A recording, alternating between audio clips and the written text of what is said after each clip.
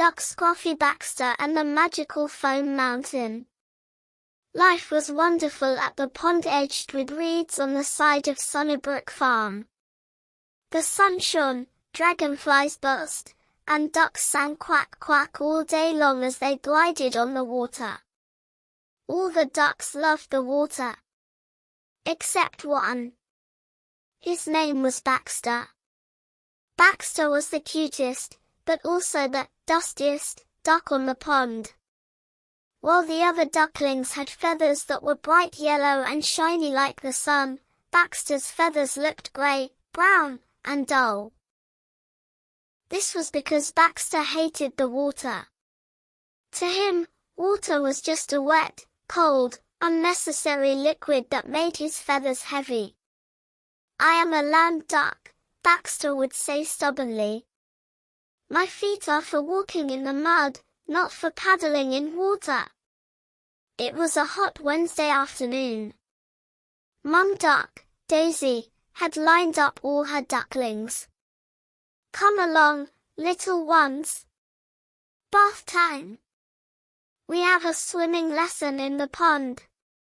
His brothers and sisters, Lily, Pip, and Milo, jumped happily into the water.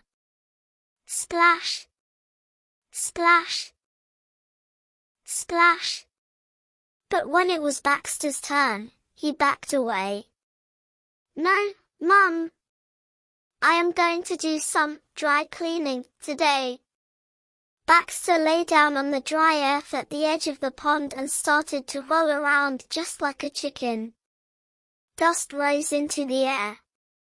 Dry leaves, tiny twigs, and even a few pieces of dried grass stuck to him. Mum Daisy sighed. "Baxter, darling. Look at the state of you. You don't look like a duck, you look like a walking broomstick." Baxter shook the dust off his beak. "I think I look quite cool. It's called camouflage, Mum. The sticky trouble, the resin accident." Baxter had managed to escape the water that day, but trouble didn't leave him alone. He decided to hunt for bugs under the big pine tree at the back of the farm. While chasing a grasshopper, his foot slipped and boing. He fell flat on his back into a puddle of huge, fresh, sticky pine resin, tree sap, that had dripped from the tree. The more Baxter tried to free himself, the more the resin stuck to his feathers. With pieces of pine cones, feathers, and dust from the ground sticking to him too, Baxter looked less like a duck and more like a meatball that had been rolled around the forest floor.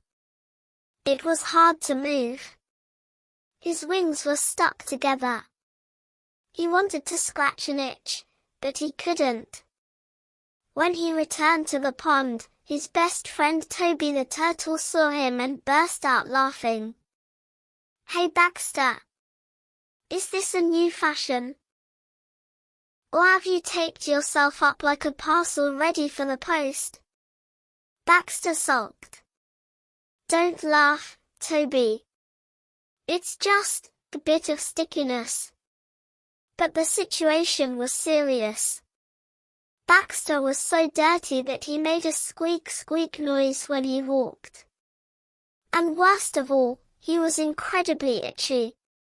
To get rid of the itch, Baxter walked towards the farmhouse garden. Sometimes there were interesting things there that the humans had forgotten. In the corner of the garden stood an old, blue plastic bathtub filled with rainwater, which the farmers' children played with in the summer. On the edge of the tub lay a pink bottle that had tipped over, with its lid left open. Baxter perched on the edge of the tub, with no intention of getting into the water. His goal was just to rub against the stone edge to scratch his itch. But just then, a thick, sweet-smelling, gel-like liquid began to ooze from the pink bottle. This liquid flowed directly into the tub full of rainwater. At that moment, a gentle breeze blew, and the surface of the water rippled.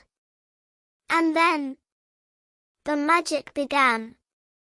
First, small white islands formed on the water. Then these islands grew, and puffed up. Baxter watched in amazement. This water didn't look like the water in the pond. This water was growing. Suddenly, the top of the tub was covered in huge, white clouds that looked like candy floss. When the sunlight hit this whiteness, rainbow colors sparkled on them: pink, blue, purple, green. "What is this?" said Baxter to himself. "Clouds must have fallen from the sky." Curiosity was stronger than fear. Baxter reached out his beak and touched the white cloud. Pop! The thing he touched disappeared, and a wonderful smell of strawberries filled his nose. Baxter giggled. "It tickles." Another wind blew, and a piece of foam broke off from the tub, floated in the air, and landed on Baxter's sticky wing. The bubble popped and softened the resin there. Baxter felt a sense of relief. Baxter couldn't take it anymore. These white things didn't look wet and scary like water. They were soft, warm, and fun. Baxter closed his eyes and let himself fall into that pile of white clouds. Splosh! It was as if he hadn't fallen into water, but into the lap of millions of tiny balloons. The bubbles wrapped around him. Baxter didn't even realize he was in the water. He started to play with the bubbles. He made a hat out of foam for his head. He made a long beard out of foam on his beak and shouted, "I am Father Christmas Duck." He blew the bubbles into the air and watched them float away. As he played, that sticky resin, the dust, the mud, and the dirt all softened.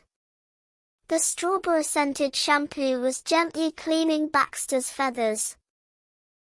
For the first time in his life, Baxter was enjoying being in the water because this wasn't water, this was a bubble party. He was having so much fun that he didn't notice Toby the turtle climbing up the side of the tub. Toby was surprised to see a yellow head popping out of the bubbles. "Baxter? Is that you? Or is this a sculpture made of foam?" Baxter grinned, wearing his crown of bubbles. "Come on in, Toby. It's brilliant here. There are magic bubbles hiding in the water." When Baxter got out of the tub half an hour later, those who saw him couldn't believe their eyes. That old, grey, dull, Scruffy Baxter was gone. In his place was a duck whose feathers shone like the sun, bright yellow, fluffy, and smelling of strawberries. Baxter flapped his wings. His feathers were so light that he felt as if he could fly away with the wind. That sticky weight was gone, replaced by freshness. When he returned to the pond, his mum Daisy and his siblings didn't recognize him. "Excuse me," said Mum Daisy. "We had a scruffy son named Baxter, have you seen him? You look like a very polite and clean gentleman." Baxter laughed. "It's me, Mum. Baxter. I just discovered the secret power of bubbles." His siblings gathered around him. "How did you get so shiny? And why do you smell so good?" Baxter puffed out his chest. "It's a secret," he said. "But maybe, just maybe, next time I will show you where that magical foam mountain is." From that day on, Baxter may not have become a water-loving duck, but he certainly became a bubble-loving duck. Whenever he got dirty, he would say, "Mum, I think I need to go bubble hunting." And if you ever see yellow ducks swimming with foam hats on their heads at the edge of the pond at Sunnybrook Farm, don't be surprised. They are Baxter and the members of his new bubble club.